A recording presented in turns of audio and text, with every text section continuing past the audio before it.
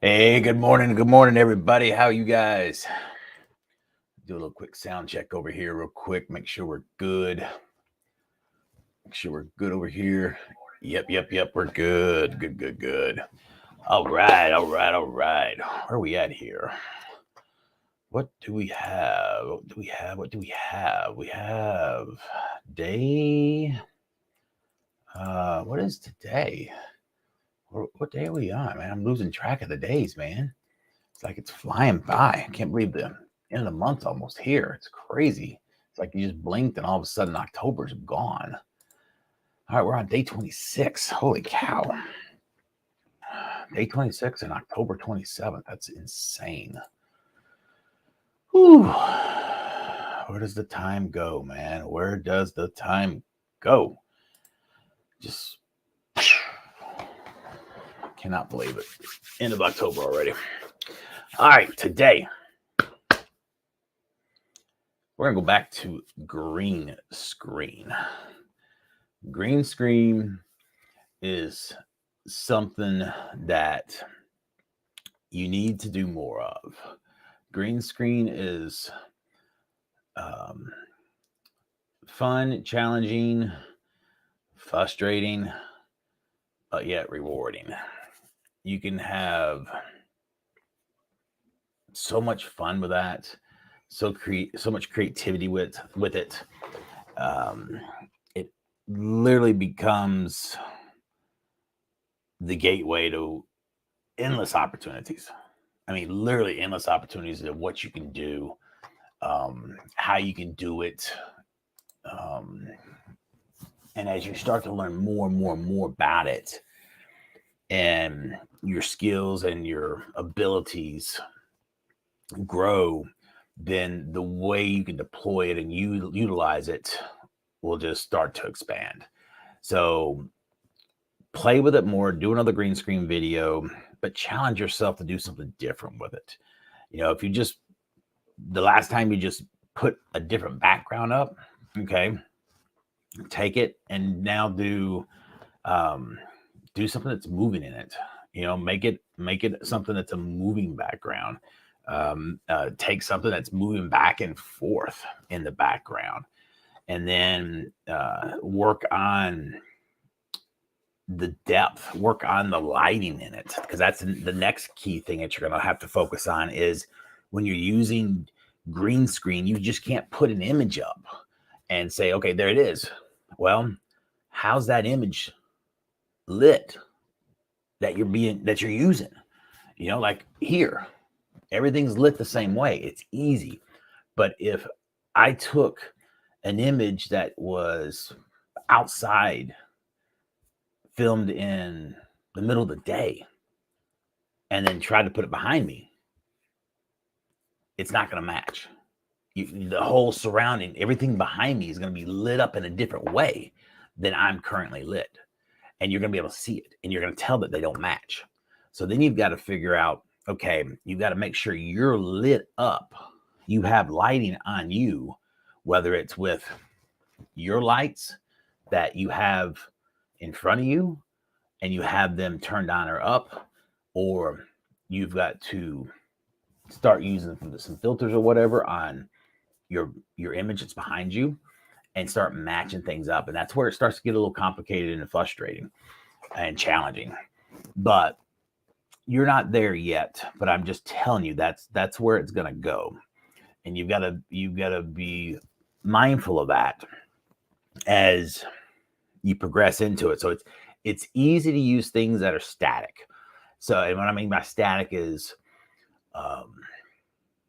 slides, graphics, images,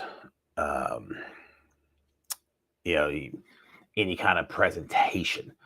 That enables you to get your skills down to just get used to doing green screen, moving things, having things coming, zooming back and forth, all that kind of stuff. When you start bringing in scenic stuff, and that's where your lighting starts to change. It's when your depths start to change, because now when those depths start to change and the lighting starts to change with it, now you've got to start worrying about scaling as well, making sure you're scaled in with with your backdrop appropriately. So it's a lot more that goes into it than you think. It looks like it'd be super, super easy, and it's not. And that's why I said, when you start off with green screen, start off with your phone. Use the Instagram app, all that stuff. Don't start with all this and everything else that I've showed you guys from the beginning.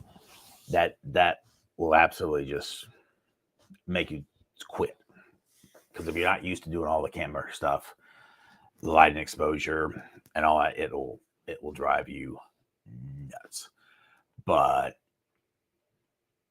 do green screen. Do another green screen. Expand, challenge yourself, do something different, and do a green screen every week. Do something different with it every week, and make it harder on yourself. Make it more difficult on yourself, because as you start to get that skill honed in, you'll start to appreciate it more, and you'll start to understand how you can utilize it more, and you'll start to be able to expand what you're able to deliver, and you'll appreciate it. So that is green screen. That's the task for today. And then the tech we're going to touch on real quick are two cool ones that we really haven't touched on before in any way. Let me get this screen shared real quick.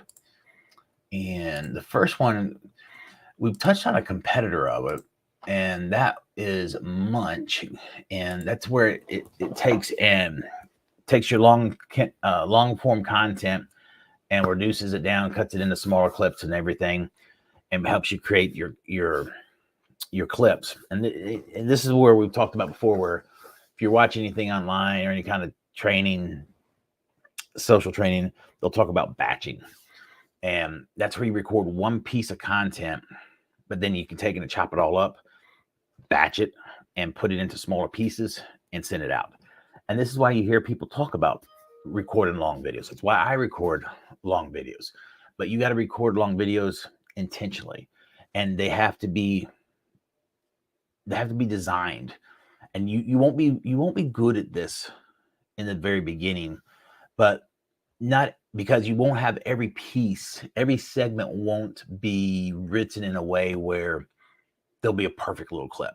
But ultimately, you want to get to the point where it's a lot. You basically have, like, if it's 5 sections or it's 10 sections, whatever it is, they're basically subtitles. Just like when you're watching a YouTube video, everything's subtitled out.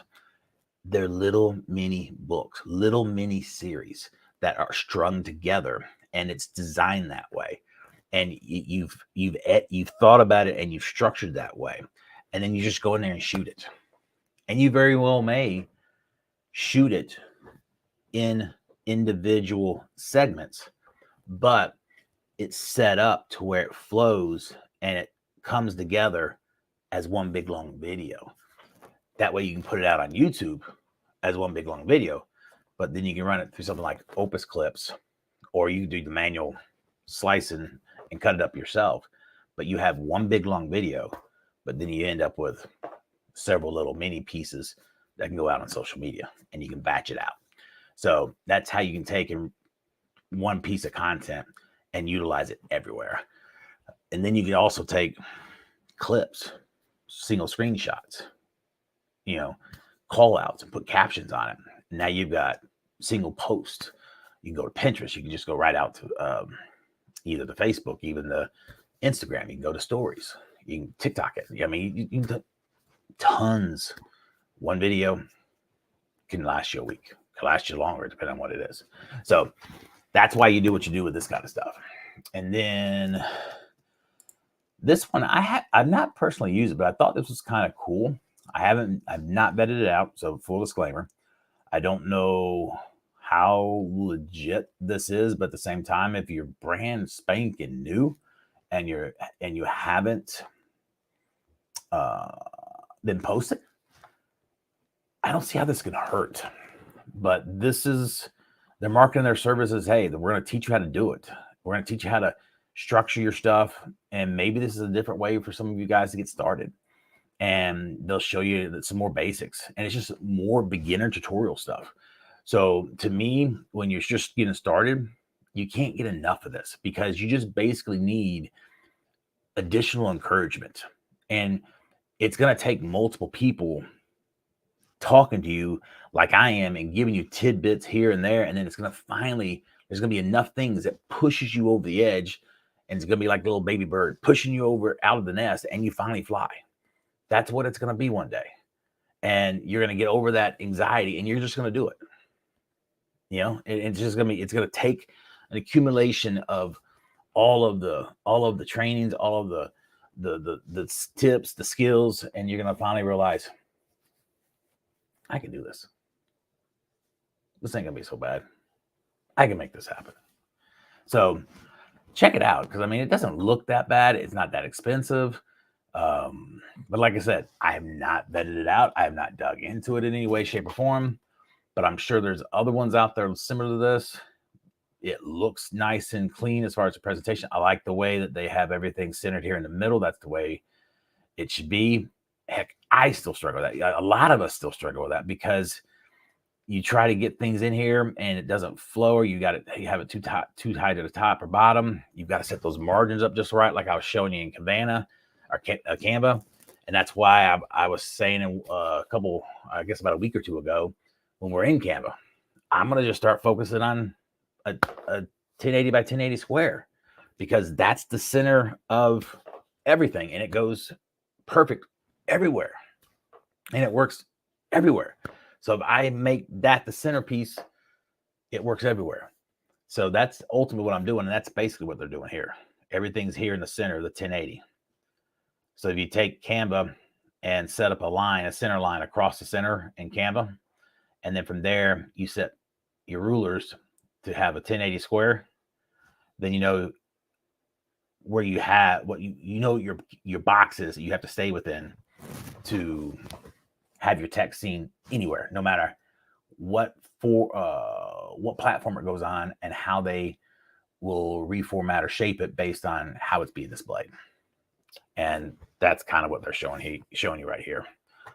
Although this seems like it would be right on the top along with this one as well, but that's still like a 4:5 ratio right there. But that's literally right on the edge.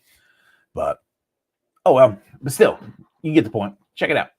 But that's it for today. And if you have any questions, let me know. Otherwise, we'll see you guys tomorrow. Y'all have a great one. See you. Bye.